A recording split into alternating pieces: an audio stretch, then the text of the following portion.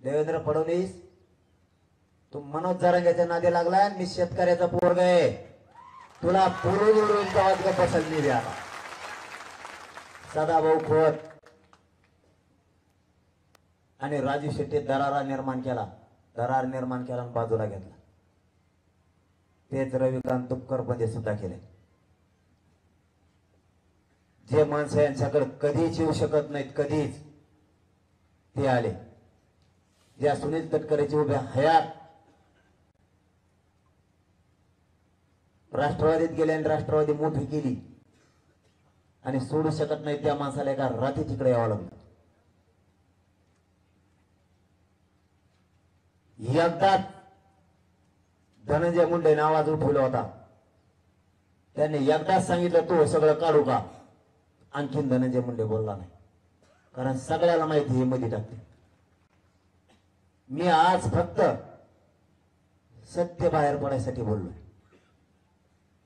यांना सगळ्याला विरोध करणार आहे मी, उद्यापासून पुन्हा करणार. उदाहरण म्हणून तुम्हाला सांगतो, त्याचा नाही ऐकल्यावर काय होतं.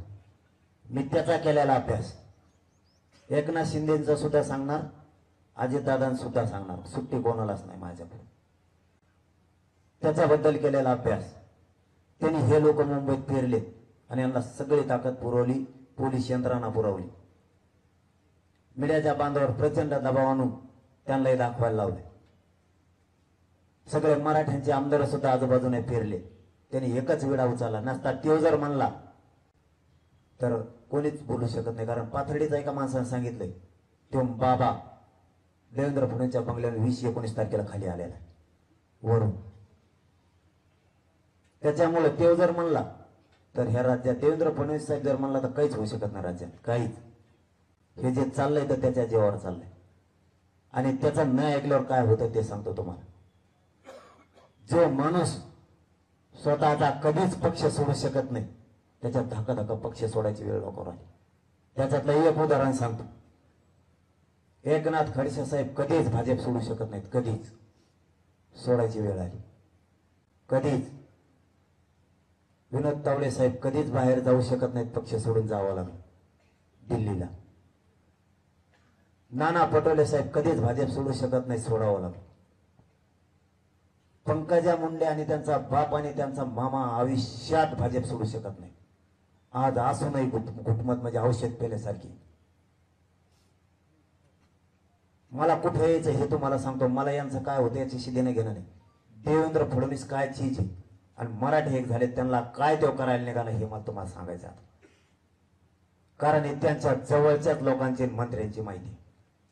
तो किती आत घुसतोय आणि त्याची किती यंत्रणा भारी हे त्याला आता रात्री तो पश्चाताप येईल.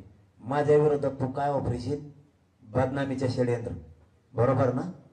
बदनामीबद्दल शेवटी सांगतो मी तुम्हाला काय ते, त्याच्यावरही बोलणार आहे.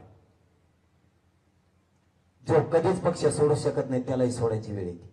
याच्यामुळे मी माणूस म्हणून आज बोलतोय. फक्त ज्यांचे ज्यांचे नाव आले त्यांनी गपचिप मान हलवून तरी मान्य करा. मान कधीच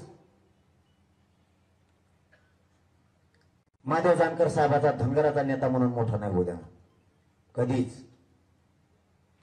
मी आज फक्त माणूस म्हणून बोलतोय. देवेंद्र फडणवीस काय चीज हे सांगतो. बामणी कावा माझ्या विरोधात चलू देणार नाही, याला मनोज जरांगे मराठ्याचं पोट्टा बोलतो. तेव्हा बामणी कावा जर मोडा नाही ना तर माझं नाव बदलून ठेवील. तू आता ध्यानात ठेव. मी तुझ्याकडेच येतोय आता. तुला माझा बळी घ्यायचा आहे ना, तुझ्या सागर बंगल्यावर पायी येणारे उपोषण करत मेलो ना मधी याच्या दारात नेऊन टाका मराठ्यांना. मला निघालो तुझ्याकडे. पण हे काय करू शकतो हे तुम्हाला सांगतो. हे काय करू शकतोय हे तुम्हाला सांगायला लागलो. याला मी सांगतो, याला पक्षाकडे ओढू नका. मी सांगतो याला पक्षाकडे घेऊ नका. कधीच आयुष्यात जीव जरी गेला, फासावर जरी लटकेलं तरी प्रफुल्ल पटेल राष्ट्रवादी सोडू शकत नाही. एवढा धाक भरेला जेलचा की प्रफुल्ल पटेलाला राष्ट्रवादीत यावं लागलं, त्या भाजपमध्ये यावं लागलं. मी माणूस म्हणून तुमच्याशी आज बोलतोय. कधीच अजित पवार राष्ट्रवादी नाही सोडू शकत. पण ना विलाज केला, जेलला जाण्यापेक्षा मध्ये गेलेलं बरं. तो इकडं आला. आणि तुम्हाला याच्या पलीकडे सांगतो, शिवसेना सोडताना छगन भुजबळने शिवसेना सोडली आणि वाचवलं शरद पवार. छगन भुजबळ कव्हाच राष्ट्रवादी सोडू शकत नाही. आणि अजित पवारचं त्याचं चमच सुद्धा नाही. तर ते दोघं एकीकडे जोड शकत नाही. तरी बी पुन्हा जेलला देवेंद्र फडणवीस टाकेल म्हणून छगन भुजबळला तिकडे अजित पवारचं त्याचं पटत नसून जावं लागलं. एकनाथ शिंदे साहेब कव्हा शिवसेना सोडू शकत नाहीत. बाळासाहेब ठाकरेचा विचार कधीच ना विलासानं त्यांना तिकडं माघारी जावं लागलं. आता तुम्हाला याच्या पुढचं सांगतो. अशोक चव्हाणांच्या घरात 3दा मुख्यमंत्री पद दिले बापासह. कव्हाच काँग्रेस सोडू शकत नाही. तो कव्हाच पण जावं लागलं. आता मला एक प्रश्न पडलाय. तो ज्यांना जेलला पाठवलं ह्या पुण्याला, हे तो ह्या पक्षात आल्यावर कसं काय चांगले झाले. आणि मला निष्ठा सोडायला लावून 10% तो घ्यायला लावणार, मग मी चांगला होणार आणि आरोप बंद होणार ना. कर तुला आरोप करायचे तर मी मराठ्यात सोडित नाही. कर तुला काय करायचं मग वाकडं. म्हणजे त्यांच्या दोरीत मला म्हणून बसतो. तुला आरोपात घेरी. मुंबईत सगळ्या यंत्रणा तुझ्या विरोधात बसवली. त्याला सगळ्या यंत्रणा उपलब्ध करून दिल्या. तुला घेरणार.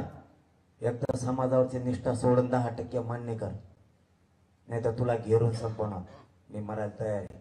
का करतो तू देवेंद्र फडणवीस?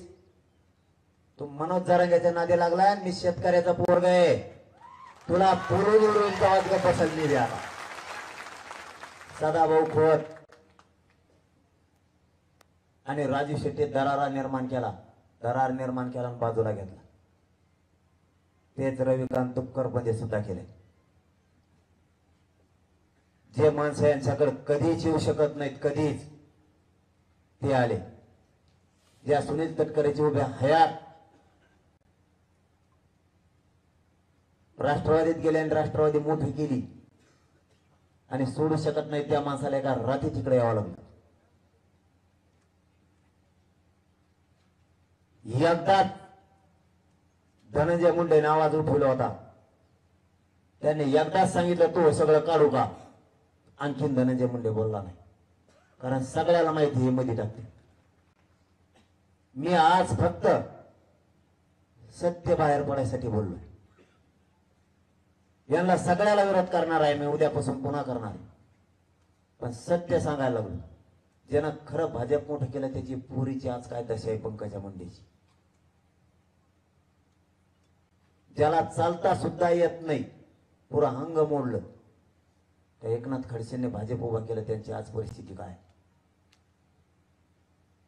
याचा जर नाही ऐकलं तर ह्यो मानावर उलट टाकतो आणि ते तेवढा मायावर असला. सगळ्या सोयऱ्या म्हणजे ओबीसीतून मागणी बंद करायची, नाहीतर याला बदनाम करायला चार बाजूने घेरायचं. हे राज्य देवेंद्र फडणवीस चालवतो ना, एकनाथ शिंदे चालवतो ना अजित पवार चालवतो. त्यांनी सांगितल्याशिवाय इथं काहीच होऊ शकत नाही. राजकारणातील प्रत्येक अचूक बातमीचे सर्वात आधी अपडेट्स मिळवण्यासाठी सरकारनामाच्या सर्व सोशल मीडिया प्लॅटफॉर्मला लाईक, फॉलो आणि सबस्क्राईब करा. तसंच सर्व नोटिफिकेशनसाठी बेल आयकॉन प्रेस करायला विसरू नका.